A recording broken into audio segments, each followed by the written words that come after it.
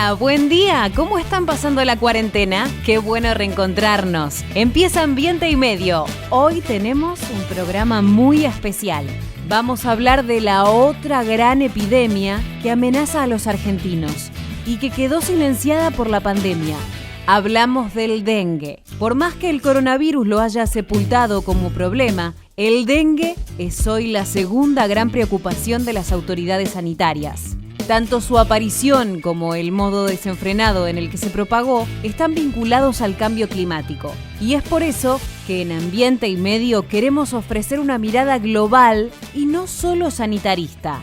También hablaremos sobre la crisis climática que aqueja al planeta y sobre los efectos que tuvo la cuarentena en ese sentido. Conversaremos con Juan Cabandier, ministro de Ambiente y Desarrollo Sostenible de la Nación, y hasta recorreremos lugares de Buenos Aires para ver si los cambios ya se pueden notar en la contaminación del aire y en la emisión de gases de efecto invernadero.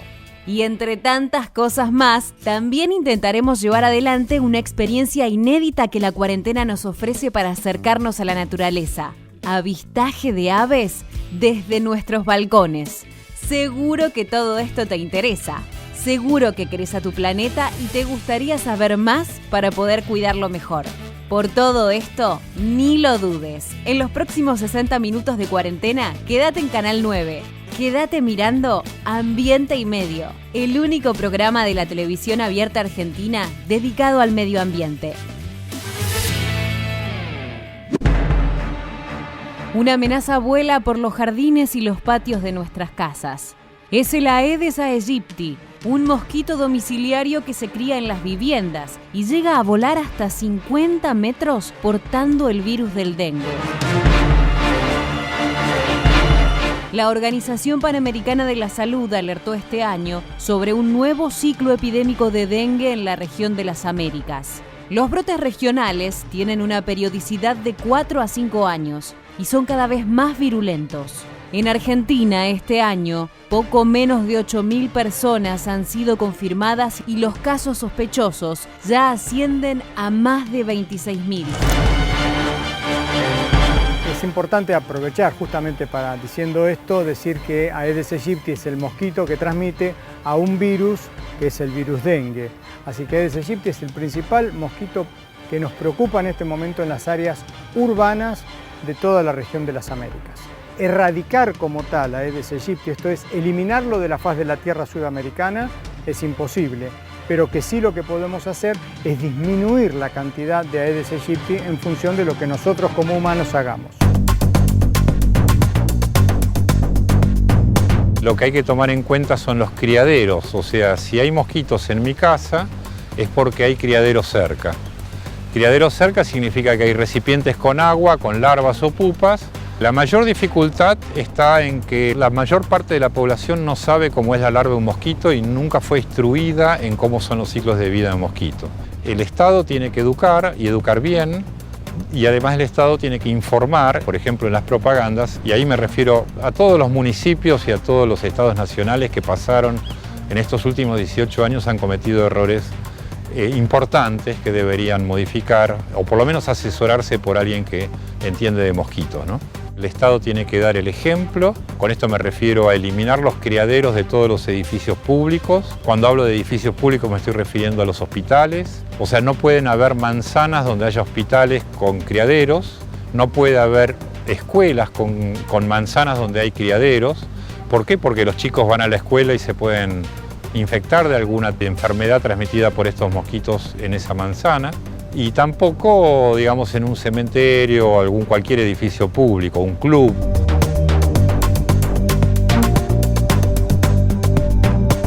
La fumigación está demostrado de que no sirve por distintas razones. Una es de que genera que la población se sienta segura cuando en realidad tiene el mosquito en su casa, y las fumigaciones en general se hacen en los espacios abiertos o en los parques y entonces no sirve. Además, la fumigación genera resistencia en los insectos y eso es problemático porque si se aplica en forma preventiva va acostumbrando a los mosquitos a esos insecticidas y después cuando hay una epidemia ya directamente no sirven, como lo demostró la epidemia de 2016. Por eso es mucho más importante otras acciones y no la fumigación para tener a largo plazo el control de la Aedes aegypti. Hacer descacharrados es un tema complejo y simple, depende cómo lo veamos. Simple porque depende en principio de una actitud de cada uno de nosotros, de nuestras familias, de una comunidad organizada a partir de los diferentes estamentos colectivos, como puede ser el club del barrio, la sociedad de fomento, la iglesia, lo que nuclea a los barrios, y tener conciencia que tenemos que ir a destruir todo aquello que se transforma en un potencial criadero de Aedes aegypti. O sea, como concepto es muy simple. Desde el punto de vista de las acciones termina siendo complejo, porque basta que en una manzana de 30 o 50 vecinos haya 2 vecinos que no entienden esta idea, 2 vecinos que dejan recipientes en la terraza, en el patio posterior, en el patio anterior, etcétera, donde estén criándose Aedes aegypti, que tienen una capacidad de vuelo de 50 a 80 metros habitualmente, por lo cual esa manzana es deslucido el trabajo de 50 personas porque 2 casas mantengan criaderos. Entonces, como concepto es simple, depende de la posibilidad en que todos estemos pensando en que la única manera de controlar Aedes aegypti es con lo que implican los estados y los ministerios de salud y de medio ambiente, etcétera, de ser los que se transforman en rectores de qué es lo que hay que hacer, pero con la colaboración nuestra, de cada uno de nosotros, porque de lo contrario es imposible poder controlar, no estamos hablando de erradicar, que es bajar la cantidad de criaderos que tenemos. Menor cantidad de criaderos, menor chance de que haya transmisión.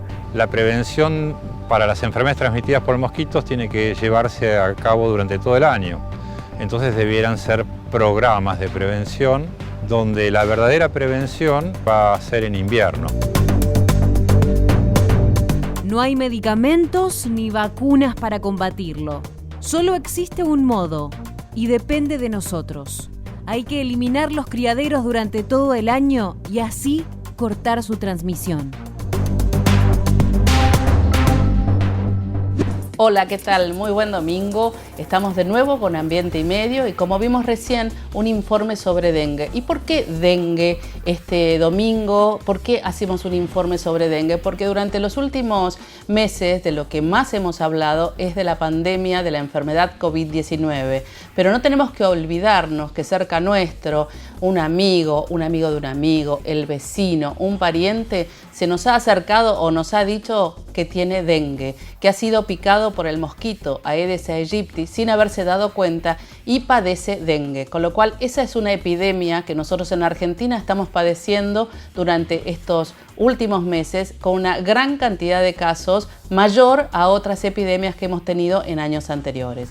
Para hablar de la relación del mosquito con el cambio climático, cambio global o aumento de la temperatura, estoy en contacto con Aníbal Carbajo, que es biólogo, es investigador de la Universidad de San Martín, que lo estoy saludando en este momento. ¿Cómo estás, Aníbal? Gracias por estar con nosotros este domingo. ¿Qué tal? ¿Cómo estás? La idea para completar lo que vimos en el informe donde estaba Nicolás Schweigman y Tomás Orduna, ambos también que vienen trabajando y investigando todo lo que tiene que ver con dengue y con el mosquito, me gustaría tu opinión para que nos cuentes cuál es esa, realmente si es que existe una relación directa entre el aumento de la temperatura, es decir, todo este cambio global, cambio climático y el mosquito, por supuesto después la enfermedad de dengue. Bueno, se está viendo una expansión del mosquito. El mosquito se viene expandiendo hacia el sur, ¿sí? Desde hace muchos años. Y en general uno se lo atribuye al calentamiento global. Sin embargo, lo que también se ve es que está asociado al aumento de la población en las ciudades. Porque lo que se va viendo es que en su expansión hacia el sur, las primeras ciudades en las que aparece son las de más población y se lo encuentra en lugares donde probablemente la temperatura sigue siendo fría para lo que requiere Egipto. Entonces, por un lado, el calentamiento global está produciendo una expansión del mosquito hacia el sur, pero esa expansión también está, manejada o caracterizada por grandes ciudades. Uno podría decir que aunque no subiera la temperatura, si las ciudades crecen en lugares donde la temperatura aún es baja, una ciudad más grande puede contener al mosquito. Es decir, que lo importante acá sería no solo el aumento de la temperatura, sino el aumento de las urbanizaciones mal planificadas.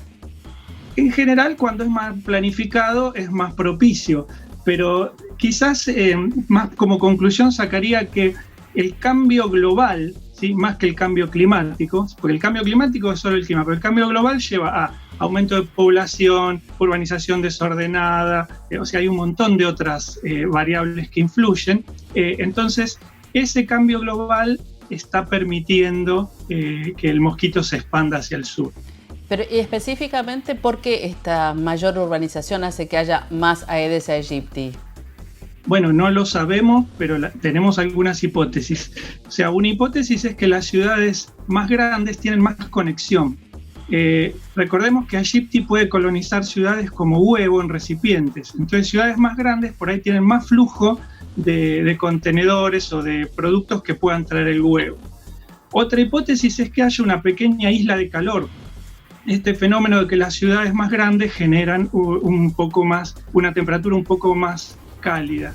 Pero la isla de calor es muy variable, o sea, a veces, por ejemplo, durante el día puede ser más fría, durante la noche más cálida, entonces es un poco loca, y la hipótesis, ¿no? Y la otra sería que en ciudades más grandes uno puede tener más diversidad de ambientes y de ese modo la ciudad ofrecer ambientes propicios para el establecimiento y la dispersión del mosquito. Quizás lo que está sorprendiendo en esta epidemia que estamos ahora es la muy alta incidencia en la ciudad de Buenos Aires y provincia de Buenos Aires, pero en general uno ya tiene definido que las zonas del norte y las zonas muy pobladas de Córdoba y el conurbano bonaerense son riesgosas, ¿no? Ahora, acabas de decir justo el punto clave, ¿no? Con este aislamiento de estos meses, parece como que ha habido un rebrote en la ciudad de Buenos Aires. ¿Cuál es la relación directa entonces entre el aislamiento y más casos de dengue, por ejemplo, en la ciudad de Buenos Aires? A mí me parece que hay una coincidencia. O sea, nosotros tuvimos la gran epidemia del 2009, la del 16, y ahora estamos teniendo la tercera en intensidad. Y esta epidemia se desató y empezó quizás antes que el problema del COVID. Es más, yo esperaría que con la cuarentena debido al COVID, la expansión del dengue podría disminuir, ¿sí? Porque la gente no se está movilizando, y en el dengue también el virus se expande con la gente que se mueve y no tanto con el mosquito. Ya habrán mencionado, el mosquito no vuela tanto, no va a estar, imagínense que puede dispersarse, pero no lo va a hacer en tiempos de días o semanas. En el sentido de expandirlo por ciudades y esas cosas, ¿no? Entonces, yo creo que es al revés. Quizás esta cuarentena ha hecho que la dispersión disminuya. Lo que pasa es que nos agarró la cuarentena en el pico de transmisión de dengue. Ya estamos en el peor momento en cantidad de mosquitos y en cantidad de casos, por lo cual es esperable que siga, ¿no? Al menos hasta que baje la temperatura, sobre todo en Buenos Aires, sí, no estoy hablando del norte. Perfecto. Bien, estuvo muy claro esto porque nos preocupaba el hecho de que mucha gente, como te decía al principio, te dice que no ha tenido COVID, pero sí ha tenido dengue o la sintomatología de dengue, lo cual es bastante preocupante también. Aníbal, yo te agradezco mucho esta entrevista y seguramente en algún otro momento vamos a estar hablando de los mapas de riesgo de dengue cuando puedas volver a salir y a rehacerlos nuevamente. Dale, buenísimo. Gracias, Aníbal, por estar con nosotros. Seguimos con más Ambiente y Medio.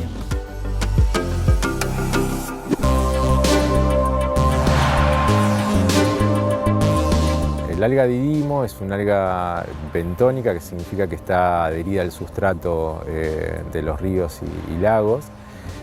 Hace floraciones masivas, esto es, en algunos periodos genera como una cobertura total de los fondos de los ríos y algunas costas de lagos, con lo cual impacta fuertemente sobre las otras especies que viven en ese sitio. Esto es como un monocultivo en un ambiente que era diverso, que había presencia de varias especies, aparece una que lo cubre todo y que desplaza al resto. Bueno, esto ingresó, tenemos el primer registro en el río Futaleufú, del lado chileno, o sea, la cuenca del Parque Nacional Los Alerces, del lado chileno, en el año 2010. Es una invasión reciente, como para poder cuantificar los impactos que tuvo.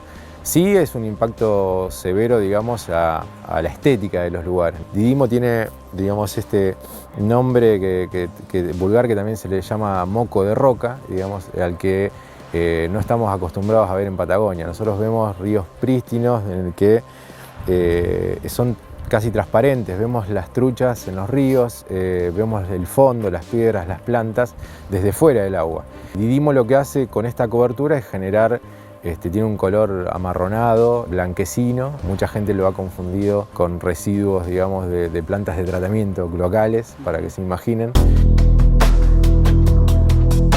Didimo nos enseñó de alguna manera la vulnerabilidad de los ambientes acuáticos. Y dentro de los ambientes acuáticos hay muchos ingresos de especies exóticas invasoras, con lo cual sí nos hizo repensar en el vector, en nosotros. Si nosotros mismos los modificamos, tenemos que modificar algunas actitudes.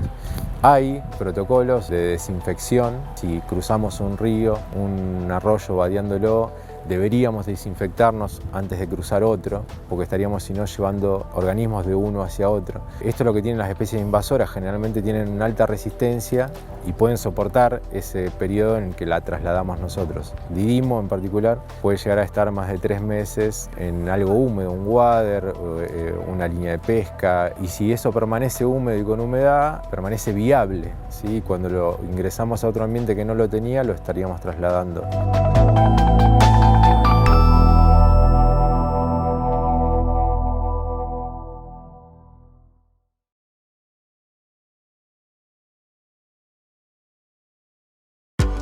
Seguimos en Ambiente y Medio. Entre los vecinos nos seguimos cuidando. Si tenés que viajar en transporte público, ir a locales comerciales o dependencias de atención al público en la ciudad, es obligatorio usar tapaboca. Para más información, entra en la web o chatea con la ciudad.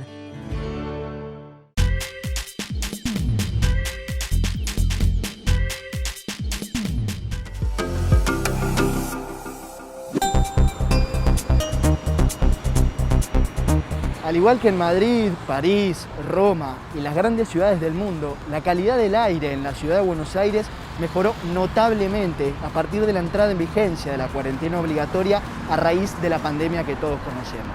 Me encuentro en una de las principales arterias de tráfico de la ciudad, una de las esquinas más famosas, 9 de Julio y Corrientes, y sí, por supuesto, detrás de mí, el obelisco, uno de los emblemas de la ciudad, y lo que a simple vista puede parecer un caudal vehicular importante, nada tiene que ver con las habituales situaciones de caos de tránsito previas al aislamiento.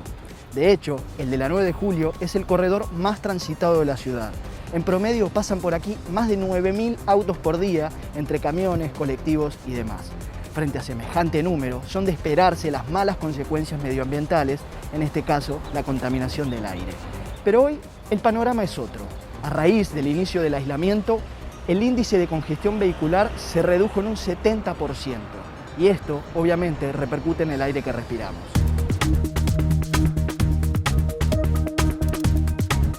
En pantalla vamos a ver una comparativa entre dos imágenes satelitales que nos muestran cómo, a partir de la cuarentena, la contaminación en Buenos Aires bajó. Son mapas elaborados por la Comisión Nacional de Actividades Espaciales que grafican la disminución del dióxido de nitrógeno a raíz de la notoria reducción de actividad vehicular y aérea. En la imagen, las zonas de color marrón indican una mayor concentración, en este caso, entre los días 13 y 16 de marzo, previo al aislamiento. Ya en el segundo mapa, observamos una drástica disminución entre el 20 y el 23 de marzo, ya comenzada la cuarentena. Con tan solo 3 días, ya vemos una clara distribución espacial de los contaminantes. Hoy, los cielos están casi vacíos, aunque es una utopía pretender que esto sea para siempre. ¿Podremos encontrar un equilibrio?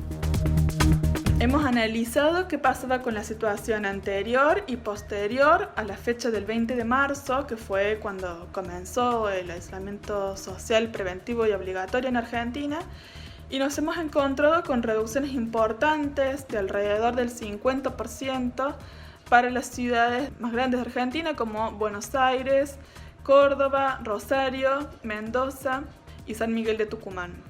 Hemos usado datos del sensor Tropomi, que está a bordo del satélite Sentinel-5P, de la Agencia Espacial Europea, de la ESA, y es un satélite particular que tiene la misión de hacer monitoreos de los contaminantes atmosféricos en el globo y pasa sobre nosotros, sobre todas las partes del mundo, una vez por día, alrededor de las 2 de la tarde.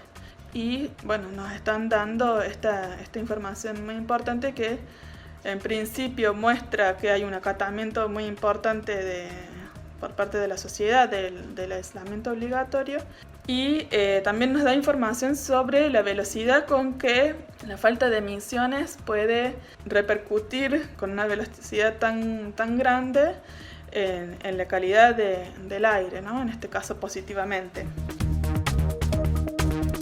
Siempre relacionamos a los gases de efecto invernadero con el dióxido de carbono, pero no es el único gas nocivo para el medio ambiente. El dióxido de nitrógeno, en cambio, es el principal contaminante vinculado con el tránsito, tanto aéreo como vehicular.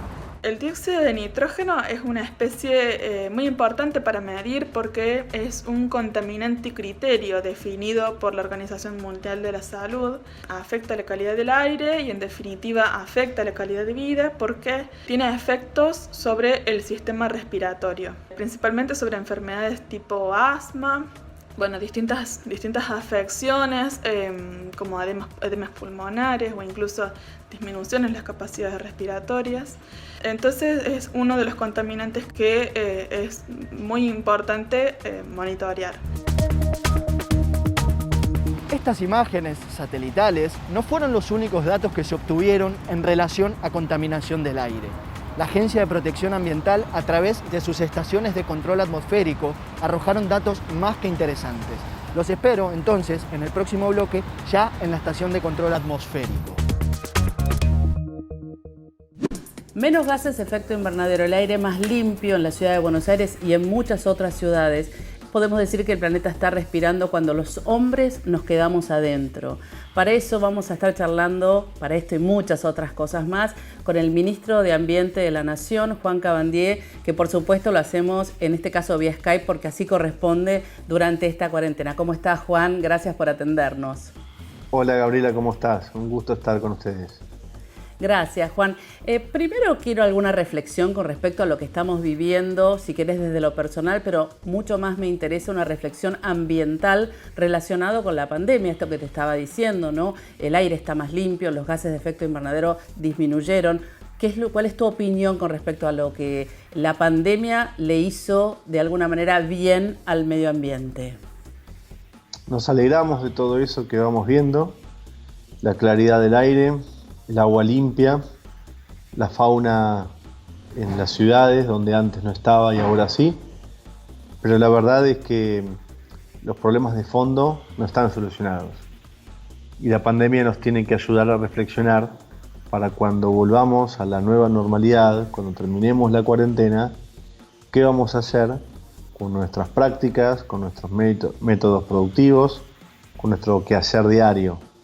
Y esa es la reflexión que proponemos, esa es la reflexión que se está haciendo en el mundo y Argentina tiene el desafío de encarar una discusión profunda al respecto porque evidentemente el planeta nos está dando señales y nosotros tenemos que actuar.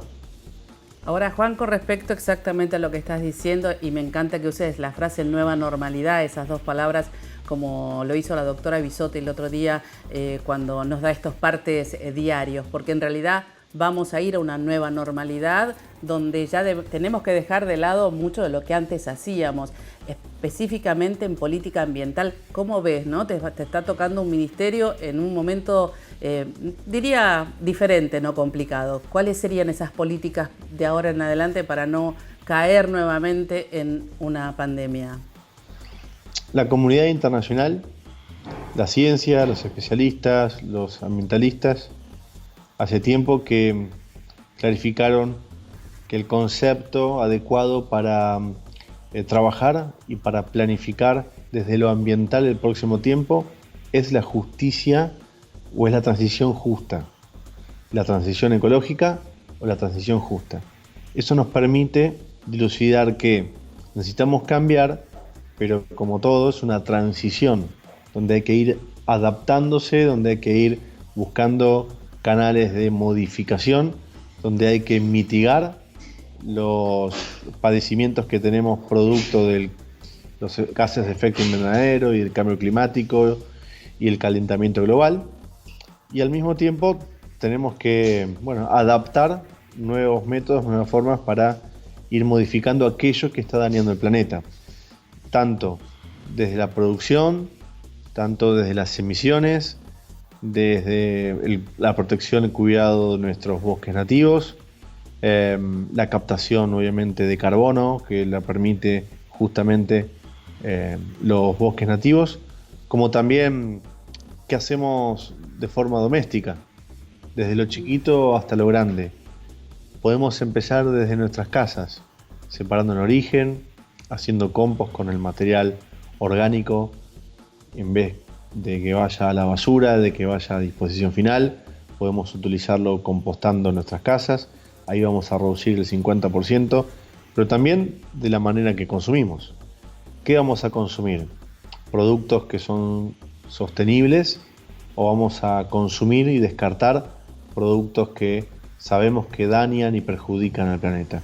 Esos son desafíos que tenemos que hacer desde el Estado, desde la sociedad civil y por supuesto el sector productivo también. Y desde lo individual, como dijiste, te vemos muy activo en el Instagram con tus hijos, separando en origen y tratando de mostrarle que todos podemos, ¿no? No hay edad para no poder trabajar desde lo individual para cambiar un poco esta realidad.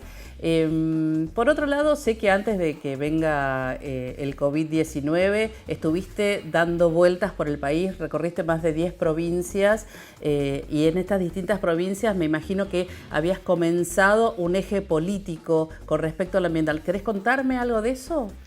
Estuvimos en el marco del trabajo conjunto con las provincias porque encaramos un plan de 4 años, que son los 4 años de gestión de forma federal y además de puertas abiertas para ir solucionando y construyendo soluciones junto a gobernadores e intendentes y con el gobierno nacional, por supuesto.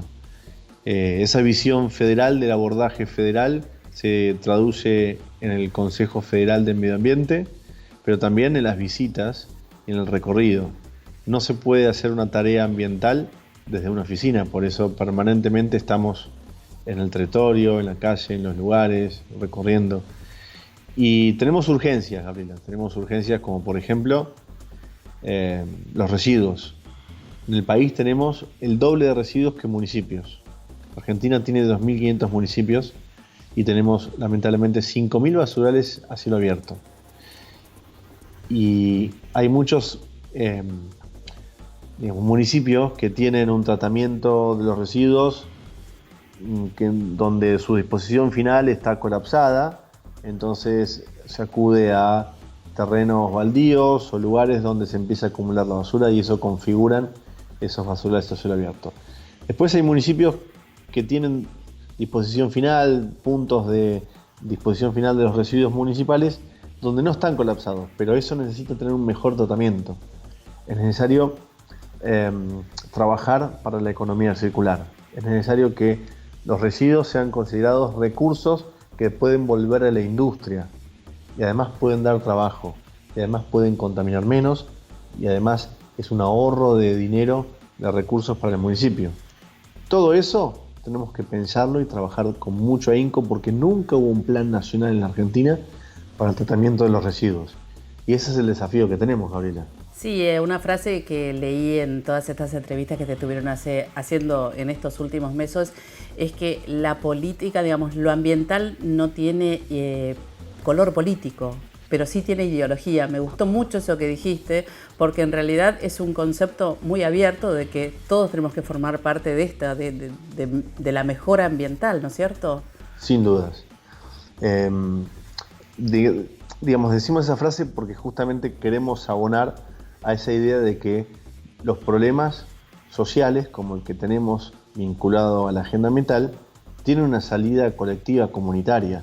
Y esa salida colectiva comunitaria, social, no la podemos hacer de un solo partido.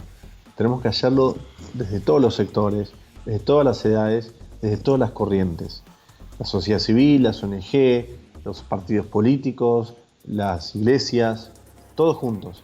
Ahora bien, los problemas ambientales tienen una raíz de vinculación ideológica, porque la idea de la maximización de utilidades, de ganancias, la voracidad por ganar y por ganar, y las pocas o nulas restricciones que se le ponen históricamente a sectores productivos con voracidad de obtener ganancias y utilidades, ha derivado en problemas ambientales.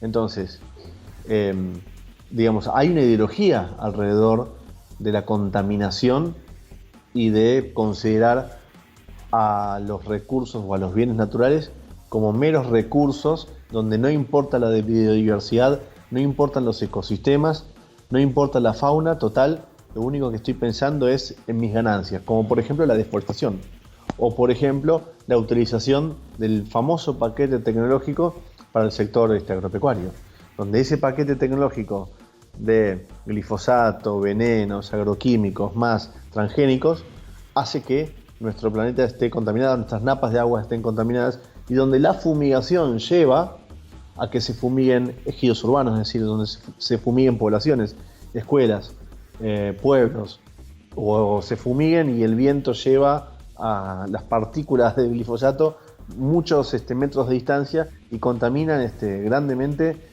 nuestro plato de comida, contaminan las ciudades, contaminan los pueblos.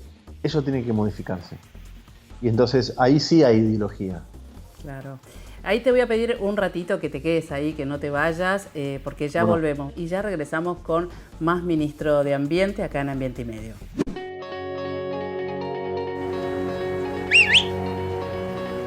Estoy contemplando, pero no la nada. Estoy avistando aves. Y esto es muy sencillo y se necesita mucho menos de lo que parece y lo podés hacer desde casa. En Aves Argentinas creemos que siempre es buen momento para observar aves. Así que, aún durante estos momentos difíciles que estamos viviendo, queremos invitarte a sumarte y mirar la naturaleza desde tu jardín, tu balcón, tu terraza o tu ventana. Lo único que se necesita es paciencia. Podemos aprovechar este momento para relajarnos, conectar con la naturaleza y poder observar las aves y quienes nos visitan. Es muy importante saber que hay diferentes horarios porque las diferentes aves buscan diferentes horarios. Los mejores horarios son el amanecer, el atardecer y en algunos casos el mediodía. Pero obviamente cuantos más horarios varíes, más aves vas a ver. Vas a ver aves pequeñas o aves grandes como los caranchos, los gavilanes mixtos, otros llamativos como los venteveos o los zorzales, picaflores, incluso lechuzas. Hay una increíble variedad de aves que podemos llegar a ver.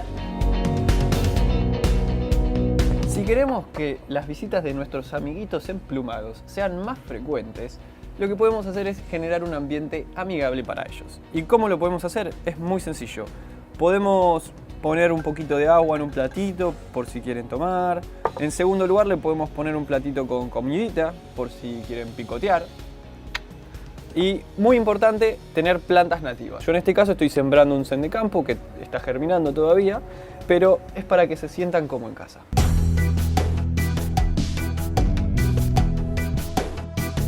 Algo muy importante es que generemos un registro de lo que vemos, de quiénes vemos en realidad.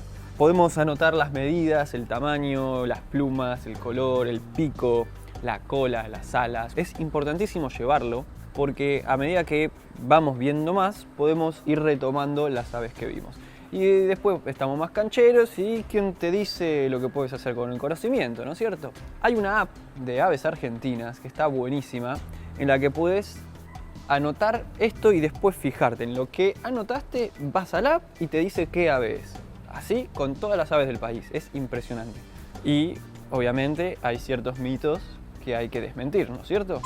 Si seguimos mirando por la ventana un rato más, es muy probable que podamos ver palomas. En realidad, la paloma que más se ve en Buenos Aires es la paloma doméstica.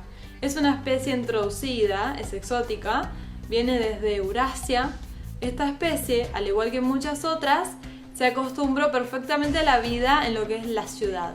Después de un rato de mirar para afuera, tal vez veas, por ejemplo, cotorras. Hay muchas cotorras. Originalmente las cotorras habitaban la región pampeana de nuestro país, donde tenemos un ambiente característico de pastizal, con árboles bajos, la mayoría con espinas, y estos árboles eran los que servían para que las cotorras hicieran estos nidos enormes, tan característicos, estos nidos comunitarios, ¿no? En este ambiente natural, las cotorras tenían predadores naturales también. Pero bueno, lamentablemente en las ciudades estos predadores ya no están, como zorros o comadrejas. Entonces, esto hizo que la población de cotorras explotara, y por eso es que las vemos con tanta facilidad. Ahora que ya saben cómo avistar aves, lo que pueden hacer es mandarnos una foto de ustedes haciéndolo. La pueden enviar a info@fundacionambienteymedio.org, y si nos quieren hacer alguna consulta, también lo pueden hacer.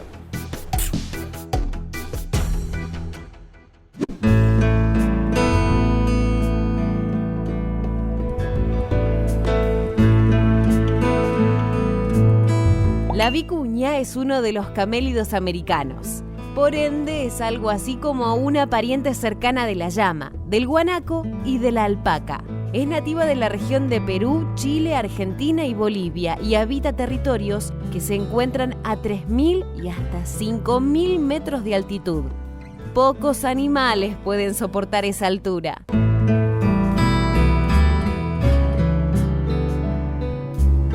A pesar de que es una especie amenazada desde hace ya varias décadas, en los años 80 empezaron a crearse programas de conservación que les permitieron vivir a resguardo en diversas áreas protegidas.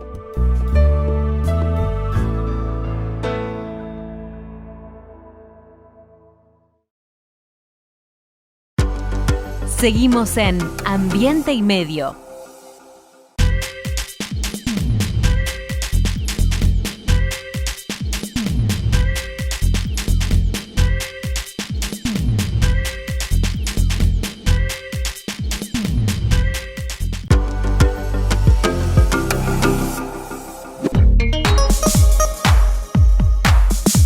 Estación de control atmosférico. Son estas máquinas, como vemos, que lo que hacen es monitorear los diferentes contaminantes atmosféricos y los parámetros meteorológicos asociados, tales como viento, humedad, temperatura, radiación solar, entre otros.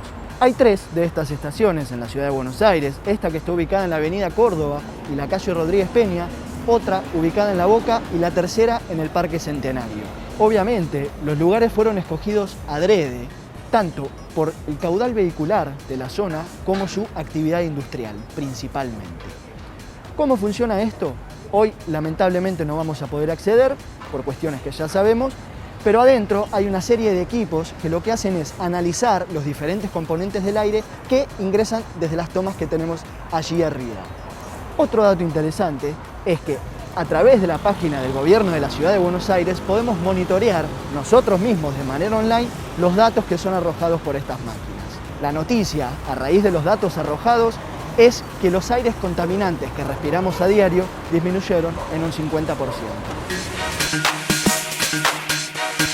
En el detalle del análisis se registró un valor promedio de monóxido de carbono de 0,5 partes por millón, cuando la recomendación de la Organización Mundial de la Salud es de 1 partes por millón. Para el caso del valor promedio de material particulado, se registraron 30 microgramos, cuando la OMS recomienda 50. El óxido de nitrógeno, en tanto, tuvo una medición de 20 partes por millón, por debajo de los valores promedio. Por último, el índice para el dióxido de nitrógeno ha sido de 35 partes por millón, mientras que el valor guía es de 106 partes por millón.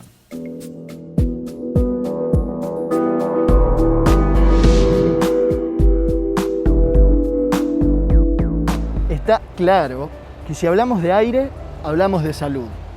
Y por supuesto, sin ser ilusos, entendemos a este mejoramiento como algo circunstancial. ¿Qué habrá que cambiar? Mucho, de seguro. Pero, mejor dicho, ¿qué es lo que no hay que volver a hacer una vez normalizado el mundo para volver hacia atrás?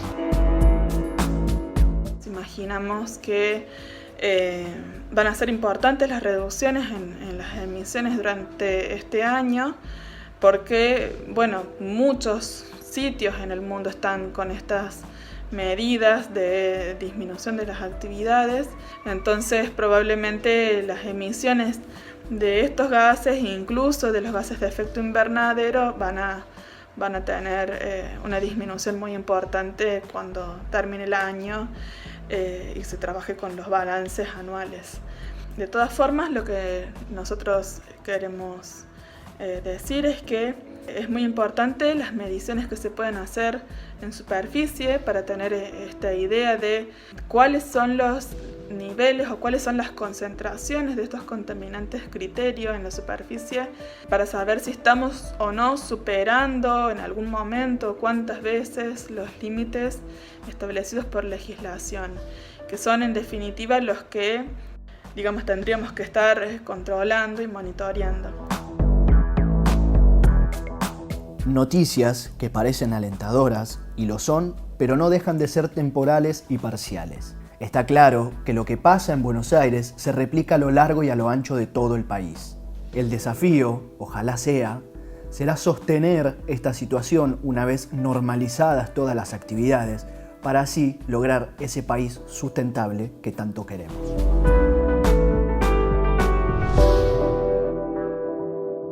Seguimos con Juan Cabandier, ministro de Ambiente, y vos hace un ratito estabas hablando de ley de bosques, fumigaciones, y te ha tocado un ministerio que atraviesa todo, digamos, ¿no? Yo siempre tengo una frase desde que comencé a trabajar como periodista ambiental, que lo ambiental tiene que ver con todo, nada queda librado al azar, digamos, desde la justicia, la salud, la sociedad, el clima. La verdad que te ha tocado dirigir un ministerio interesante, a mi modo de ver.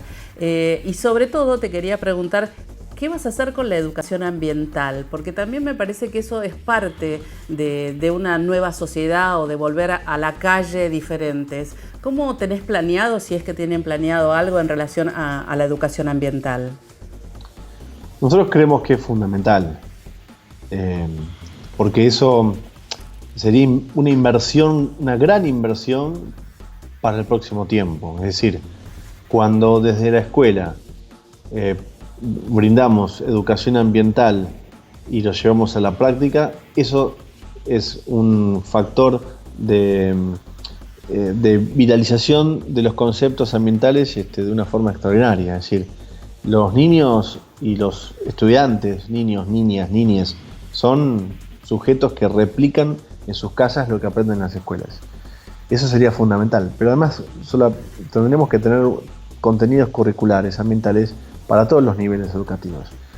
Siempre el sistema o la comunidad educativa fue celosa, pero además con justa razón, para introducir nuevos contenidos desde el Parlamento. Por lo tanto, en esta oportunidad lo que hemos hecho desde el Ministerio de Ambiente es, junto al Ministerio de Educación, es trabajar de forma conjunta para que los consejos federales, tanto de educación como de ambiente, pongan en discusión con todas las provincias la posibilidad de poder discutir los contenidos curriculares necesarios para introducirlos en una ley, y esperamos que cuando el Parlamento vuelva a tener actividad, hacer una presentación. Ya hemos hecho, junto al ministro Trota, una presentación en el Ministerio de Ambiente donde anunciábamos que íbamos a llevar al Consejo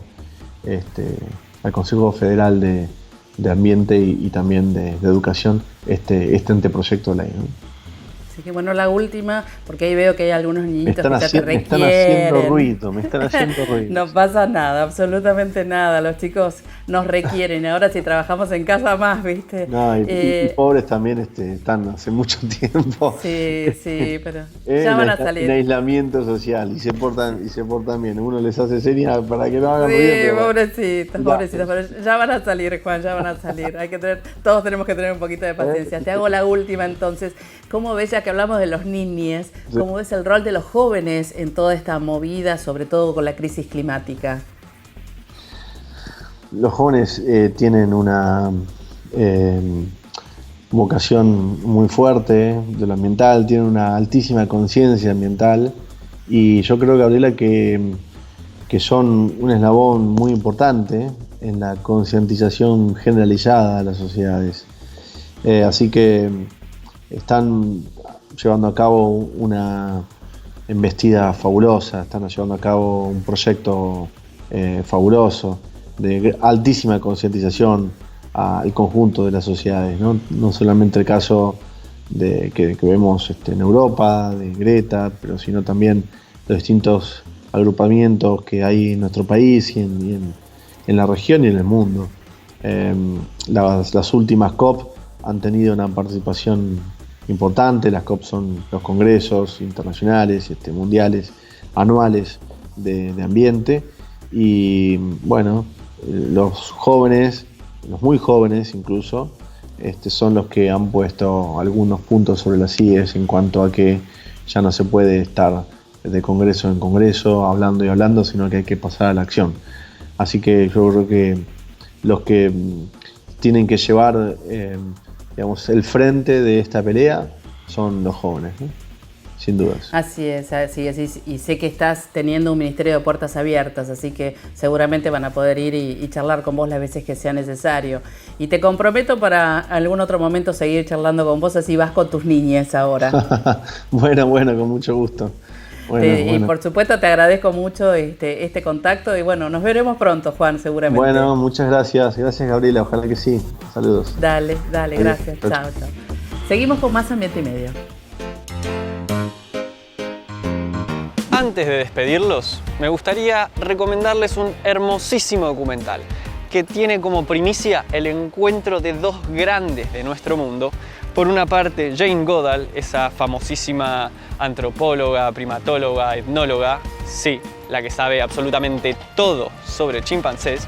Y por otro lado, Roger Payne, este experto marino que sabe todo sobre ballenas, es quien descubrió de hecho el canto de las ballenas. Por otra parte, el documental no es solo sobre la investigación y el intercambio de investigaciones de estos dos gigantes, sino que también se trata sobre advertir los peligros del cambio climático, con sus principales problemas como la sobrepesca, la contaminación de los mares, el desmonte de los bosques nativos. Así que vayan a verlo, no les queda otra, porque es un documental hermoso, lleno de inspiración y con personas admirables como estas. Así que no se olviden, el documental se llama Jane y Payne y lo pueden encontrar fácilmente en internet. Ahora sí nos despedimos y antes nos pueden seguir en redes como Fundación Ambiente y Medio.